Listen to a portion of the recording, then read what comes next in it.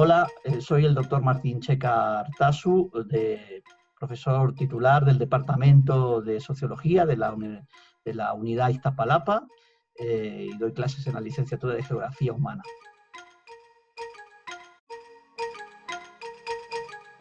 Hoy pues tengo el gusto de poderles presentar una reciente publicación que he coordinado junto a la doctora Olimpia Nigro de la Universidad de Hokkaido University en Japón, titulado Adamo Boari, un arquitecto entre Europa y América. Es la biografía de el arquitecto que proyectó uno de los edificios más famosos de la Ciudad de México y uno de los más importantes realizados durante el Porfiriato, que es el Palacio de Bellas Artes.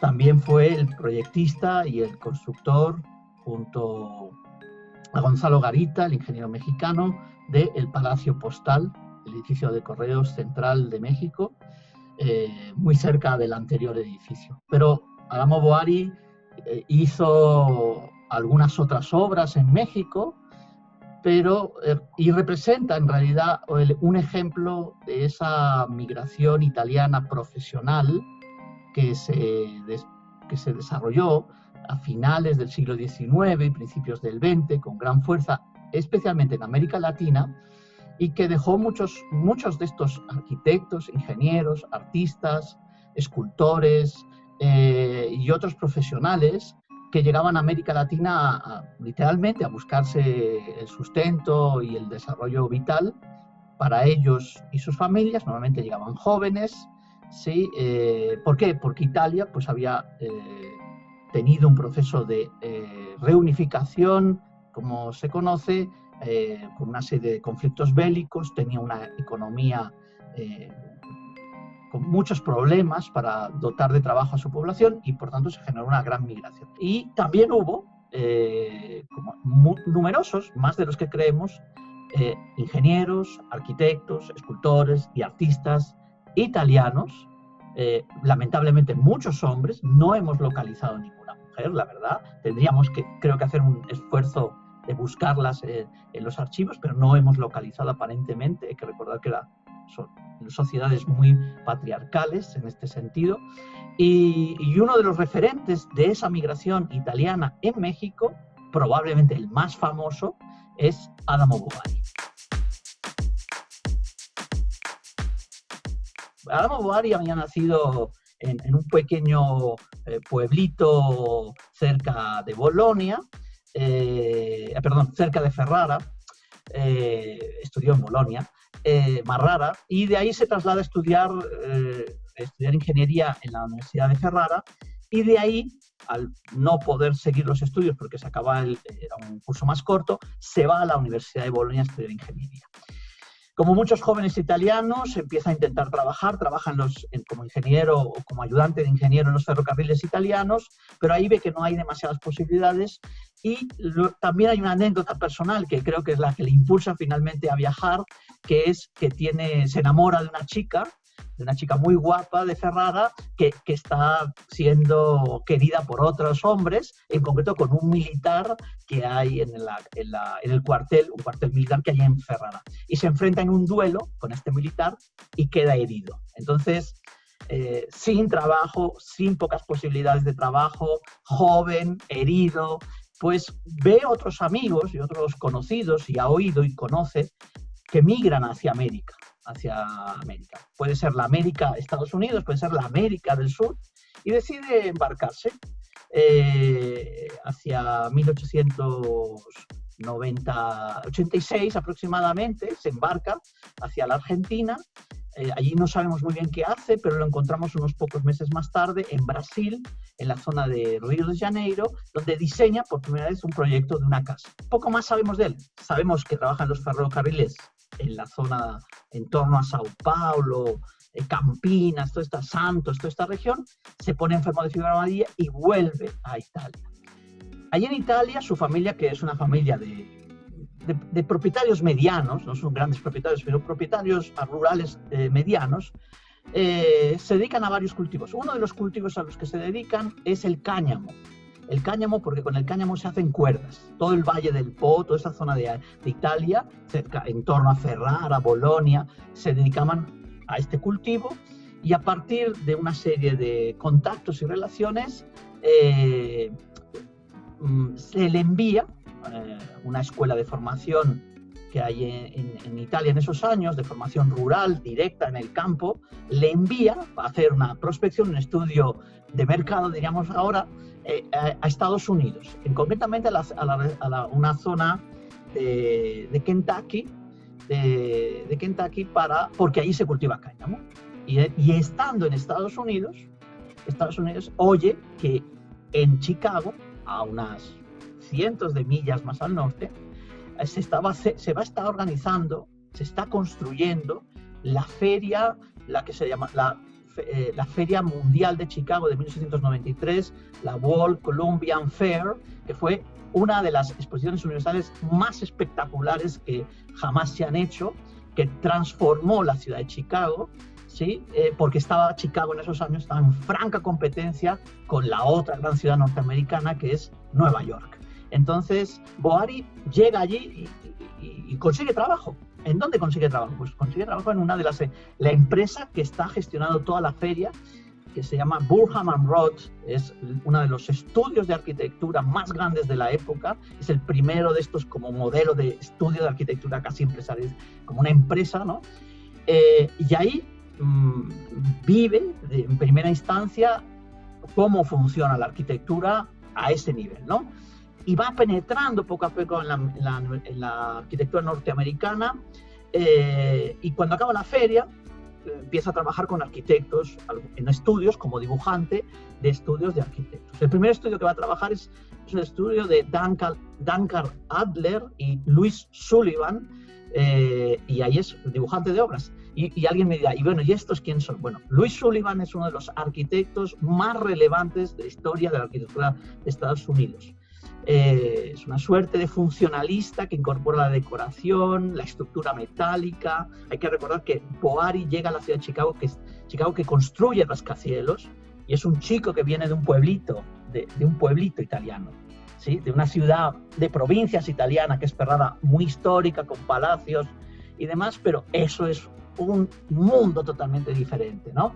Entonces, Boari al poco tiempo, un año y pico después, deja de trabajar en esta empresa porque quiebra, esta empresa de estos dos, un ingeniero de origen alemán y Sullivan, y pasa a trabajar con su antiguo jefe. Está un tiempo, su jefe es David Burham, que no es un don nadie, ni mucho menos, en esos momentos ha sido el dueño de la empresa que ha diseñado esa exposición universal en Chicago, pero también es, en esos momentos, quien está desarrollando el plan urbanístico de Chicago, y es la figura relevante de un movimiento arquitectónico y urbanístico muy importante en Estados Unidos, que es la Beautiful City, que se llama.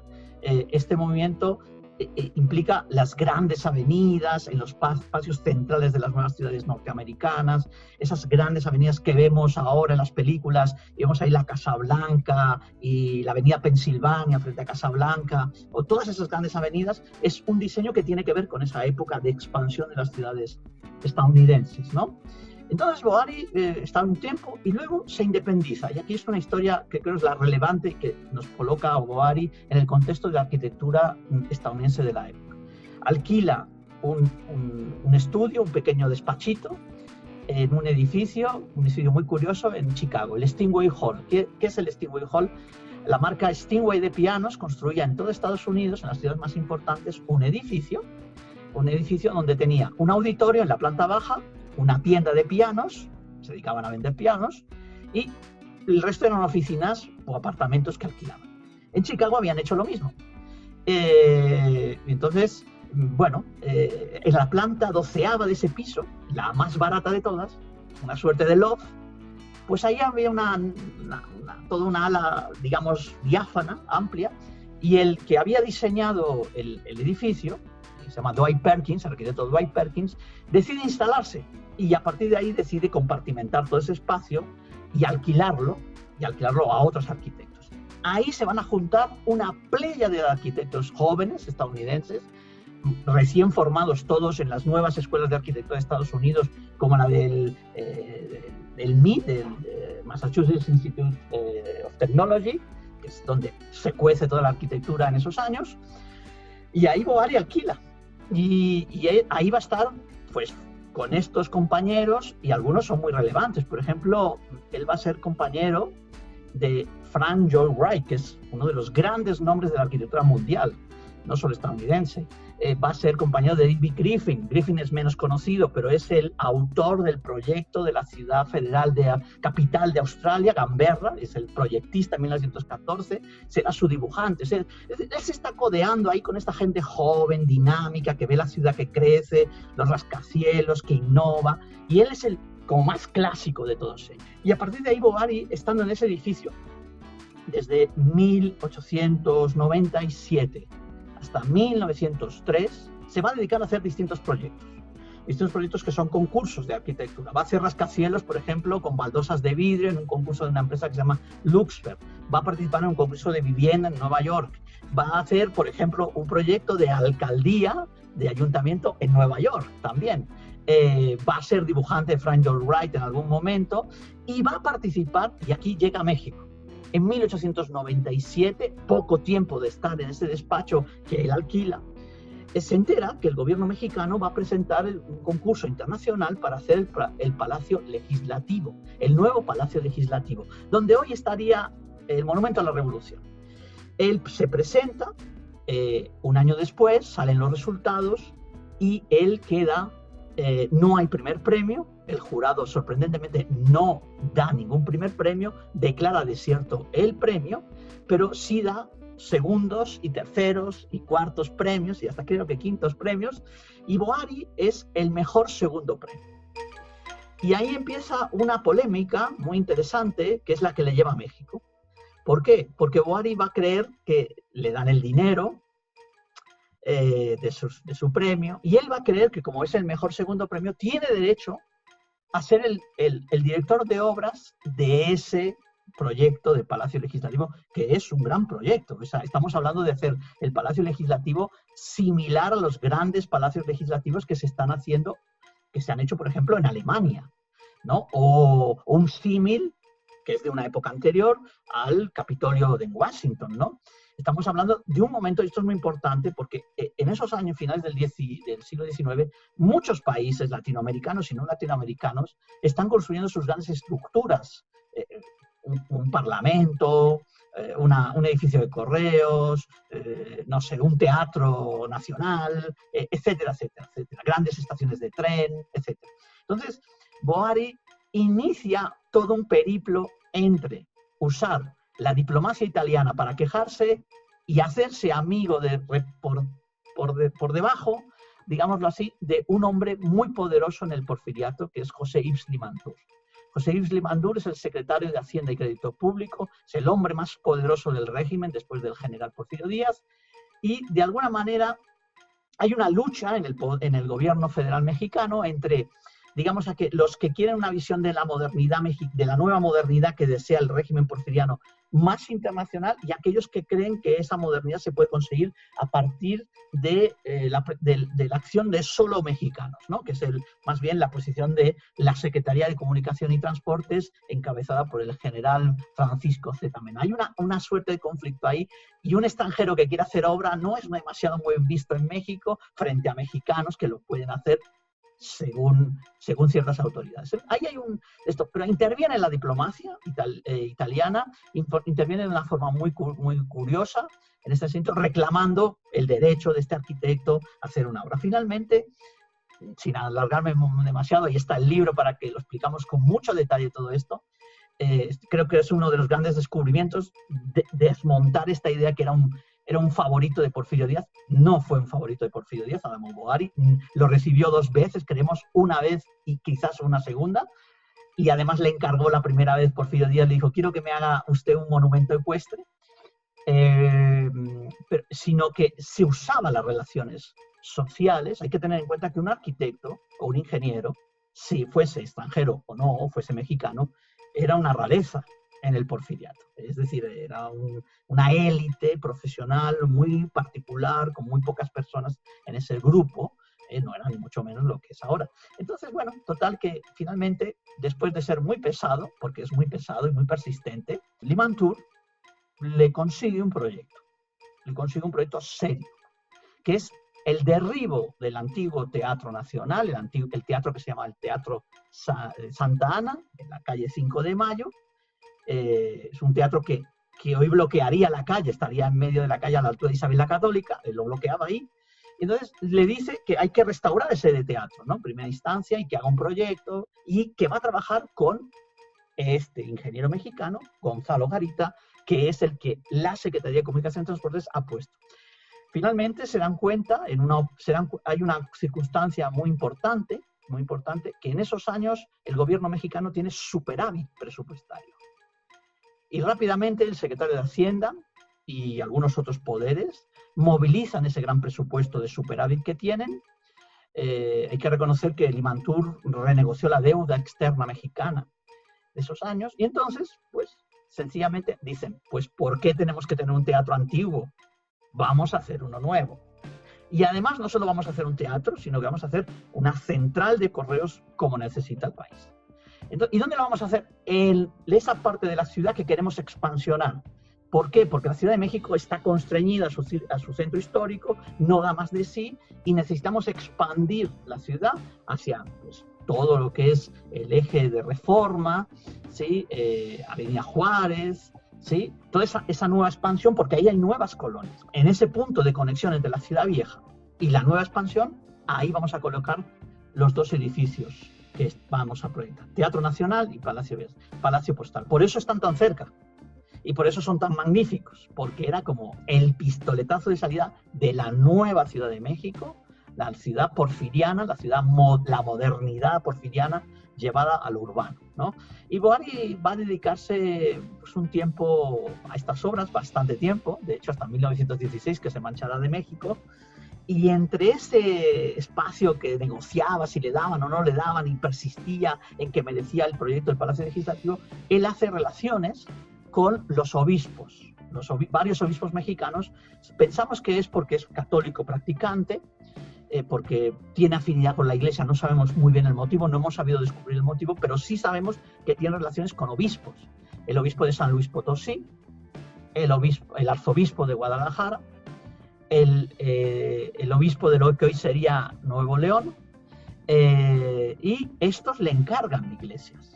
Le van a encargar la obra más importante, un gran templo dedicado a la Eucaristía, al sacramento de la Eucaristía, que es el Templo Expiatorio de Guadalajara. Y en todo solo va a proyectar la fachada. En esa época se proyectaba mucho la fachada. Ya llega en 1902, empieza el teatro a construir el Palacio Postal, 1904 empieza a construir el Teatro Nacional. Y ahí vamos a descubrir un Boari muy detallista, sobre todo en Teatro Nacional, muy detallista, quiere controlar cualquier aspecto de la obra, y algunos aspectos de la obra son magníficos y otros aspectos de la obra no lo son. Los que no lo son, básicamente Boari no sabe a ciencia cierta construir con estructuras de hierro, no ha construido nunca en realidad. Las primeras obras que construye serán aquí en México. Entonces se enfrenta con un conocedor del tema, que es el ingeniero mexicano Gonzalo Garita. Y ahí tienen una gran polémica, y ahí se puede concluir que la gran polémica les llevó a pelearse, a separarse, a pelearse realmente, y a que la obra más magnífica del Porfiriato, las dos más magníficas, no fuese una obra firmada por un mexicano y por un italiano, sino que fuese solo firmada por un italiano y que luego quedase a medio hacer y que viniesen otros arquitectos ya mexicanos a acabar. Porque hay que recordar que hay una historia ahí para el Palacio de Bellas Artes muy larga, ¿no? No se inaugurará hasta 1934 a causa de la Revolución y problemas económicos. Eso es lo malo. Que es una polémica que hemos podido seguir casi como una experiencia de espionaje, casi nos lo hemos pasado muy bien descubriendo todo eso, mucha documentación que estaba en distintos archivos. Y la otra cuestión que creo que es que hay que revalorizar es el hecho que Boari, como es muy detallista y busca lo mejor para esa obra que él cree que es su obra, la obra de su vida, el Palacio de Bellas Artes, contacta con escultores y artistas de foráneos, y algunos de esos escultores son en esos momentos de lo mejor que hay en el mundo, ¿no? El caso de Leonardo Bistolfi, que hace la entrada al Palacio de Bellas Artes, ese frontón al Palacio de Bellas Artes. Es uno de los grandes escultores europeos de la época. Contacta con el catalán que triunfa en España, Agustín Querol, para que haga los Pegasos. Contacta con un chico más joven, un húngaro, Géza Marotti, que le hace toda la decoración interior y le hace toda una serie de decoraciones también exteriores. Se contacta así con el simbolismo italiano, lo que se llama el Liberty Style, que es una suerte de modernismo, Art Nouveau italiano de la época. Es decir, en México quedará patente eso en pequeños trazos, en ese edificio magnífico que creo que, si bien está muy estudiado, ¿sí? Muy estudiado, no se ha revalorizado en el contexto general de lo que significa, ¿no? en este sentido. Entonces, bueno, Boary también en esa época, aquí es un poco la parte más de chisme, pues estando ya en México, pues empieza a pensar, porque es un hombre ya mayor, digamos en edad, en el sentido de casarse y tener hijos, empieza a pensar en casarse, ¿no? Entonces aquí es donde va a encontrar a su mujer, es una italiana de origen mexicano, en este caso es una italiana de origen mexicano, y aquí construirá su casa en la colonia Roma, aquí vivirá unos años, tendrá su primera hija, tendrá su perrita Celeste Aida, la perrita setter de color negro que la acompaña a todas partes, y las únicas fotos de Boary que tenemos es con su perrita Celeste Aida. No tenemos a un Boary solo, ¿sí? Entonces, y él la deja reflejada en el Palacio de Bellas Artes, ¿sí? Pero finalmente la revolución, los problemas económicos, las cuestiones racistas, también hay que decirlo. A Boary se le defenestra por ser italiano ya entrando en el régimen revolucionario. Harán que Boary, en 1916, se vaya de México y se instale en Roma.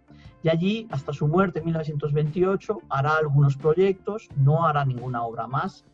Sabemos que vive de lo que ha ganado y de sus propiedades que él tiene en Italia, porque sí hay que decirlo, Boary ganó dinero en México.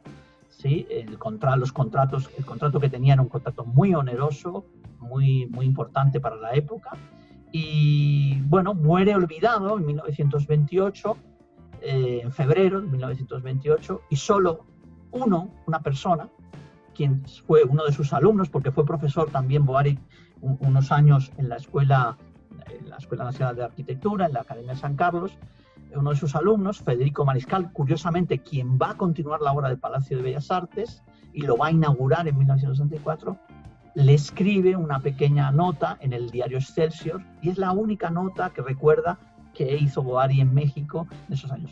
Y a partir de ese momento, Boary sí es un nombre que aparece muchas veces, pero que no se conoce. E incluso se le inventan cosas, se le inventan obras, se le dicen cosas. Cuando se celebra un aniversario de la construcción del Palacio, de la inauguración, de los 50 años de inauguración del Palacio de Bellas Artes, que se empieza seriamente a estudiar no su obra, sino esa obra concreta del Palacio de Bellas Artes. Hay una gran exposición, hay un gran libro, el mejor libro que hay sobre este edificio, y sobre todo hay la recuperación de parte del archivo de Boary, que se va a traer a México. El tema de los archivos es una cosa que estamos muy orgullosos, muy contentos. Primero, porque en el libro, hay que decirlo, hay un capítulo hecho por la doctora Ángela Amirati, es un capítulo que habla del archivo, del fondo que Boary, la familia de Boary, dejó en la biblioteca del Comunale de Ferrara. Allí hay una parte del fondo de Boary. Y hay otra parte del archivo de Boary que su hija, su segunda hija, hizo que viniera a México, porque su hija venía a México, tenía propiedades aquí, y lo dejó aquí a la Secretaría, al Instituto Nacional de Bellas Artes de la época, y lo tenemos aquí en México, concretamente en la planoteca llamada Planoteca Boary, ¿sí? Luego hay otros documentos, obviamente hay otra cuestión de archivos, en el Archivo General de la Nación, en la Fundación Carso, en otros lugares.